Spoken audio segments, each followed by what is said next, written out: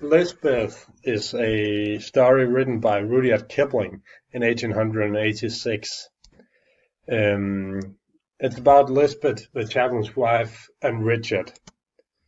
And it was written during the Victorian age, when England was a big empire and India was colonized by the British Empire, and that obviously had some effect on the text, because a text cannot release itself from the time period in which it's written.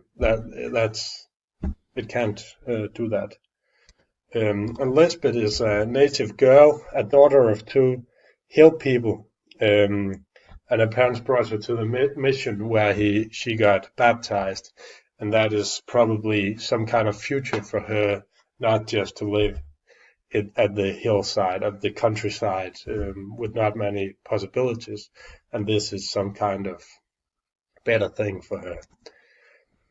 Lisbeth's name is the Hill and Pahari pronunciation of Elizabeth, and she could not be called Elizabeth because that sounds like a fine English lady, and they did not think she was a fine a British lady. She was just a hill girl, so she could obviously not have this fine name. She had to be called Lispeth, which means she's not worth enough to be called the full English name.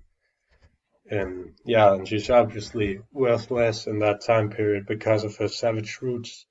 And even as a Christian, she is looked down upon by the other Christians because she's not as good as them. She cannot brag about having the same heritage or say that. That's not possible for her. Lispeth is described as being Greek-looking, and that is her beauty shown from a Western perspective. And we can say that, or the way we know that this is very good is because in ancient Greece is looked upon as a very sophisticated culture, a very progressive culture, something that we in the West are inspired by a lot today. So to be Greek-looking is very good and very positive. And this is something that shows that the text is from 1886 and not 2018, because I would say that you could not possibly say this in 2018. She was of pale ivory color and, for her race, extremely tall. And the problem with this thing in 2018 is that they talk about race, and that's not politically correct to talk about different races today, because we know that there is only one race. All humans are from the same race, originated in Africa and spread all over the country, globe for many thousand years.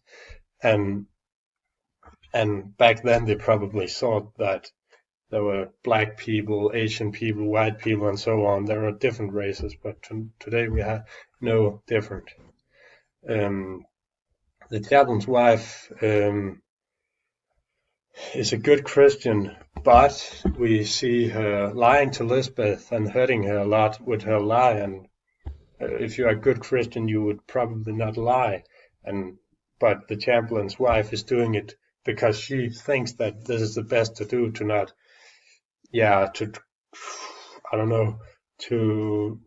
spare Lispeth for this pain instantly, but at some point she has to know, and she ends up finding out.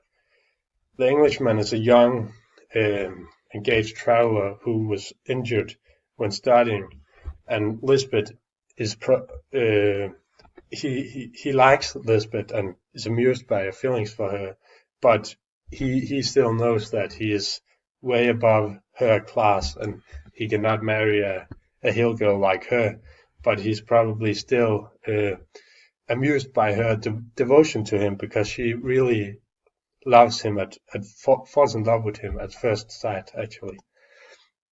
but they can't be together. It's improper for him to marry someone worth less, and he could not possibly take her with him back to England or stay with her, her in India, because that wouldn't make sense in the society back then. And the Englishman and the chaplain's wife makes this complot against plot against Lispeth, and he was told to kind of suppress Lispeth and make this lie to keep her occupied with this thought that he would return, and for him to get some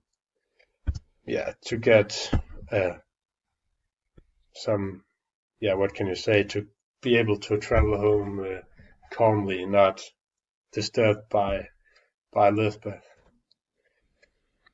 There is this in the end, the death of Lispeth.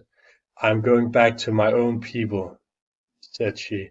"You have killed Lispeth. There's only left old Jadov, the daughter of a Pahari and the servant of Taki Devi. You are all liars, you English."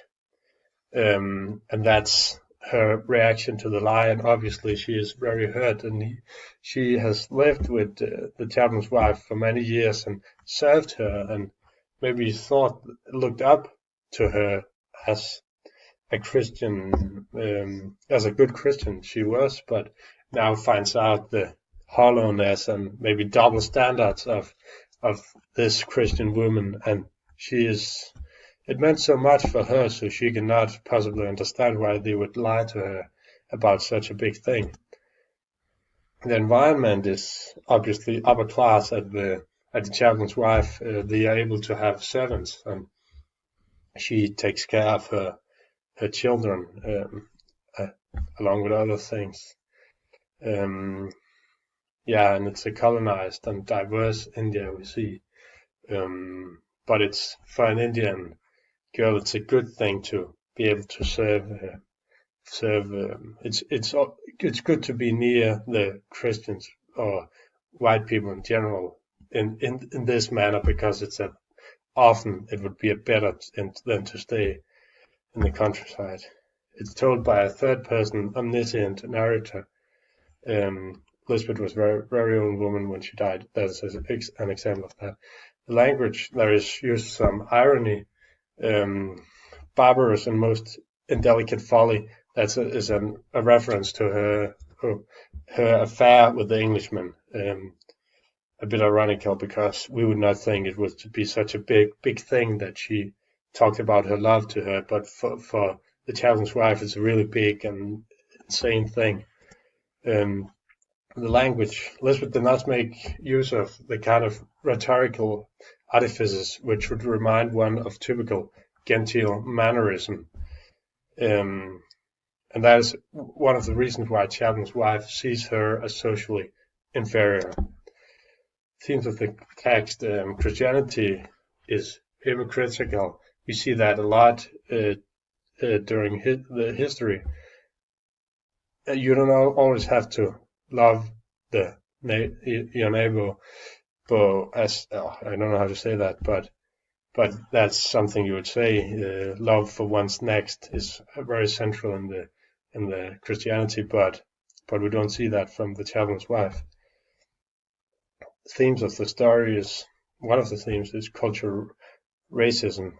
Her own unclean people, they say, whether Christianity improved Lispeth or whether the gods of her own people. It's